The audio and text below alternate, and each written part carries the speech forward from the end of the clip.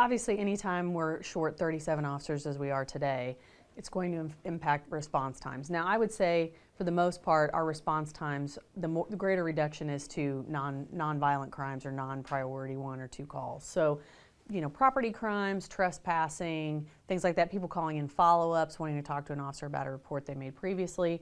I saw calls last night that had been sitting in the stack for probably 6 or 7 hours. So that's one thing that we anticipate that happens. We try to encourage people to, if they can, communicate with the officer via email more so they don't have to wait so long.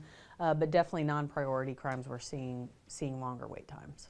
And can you kind of just walk us through what that means, like the difference between priority crimes and non-priority? Sure. So generally, when officers are dispatched to a call that's in progress that involves someone, physical safety is at risk, so they could be being assaulted, have just been assaulted, there's a robbery going on, something of that nature, that would be considered like a priority 1 type call. There's someone's safety is in danger. They might be hurt already or potentially getting hurt, and so that's something that always rises to the top of the stack, and we go handle those things first. And when there are incidents where, say, like a lot of people are calling in at the same time, and it's a big scene that people are seeing, how does that change the way you guys send people to these calls?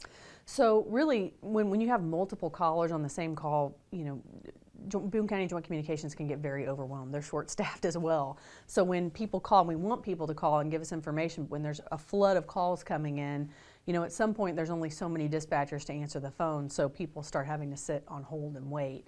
And so we always encourage people to call in, give as much information as they can, but more callers doesn't always necessarily equal faster response. It just kind of sometimes tells us, hey, there's probably more validity to this call.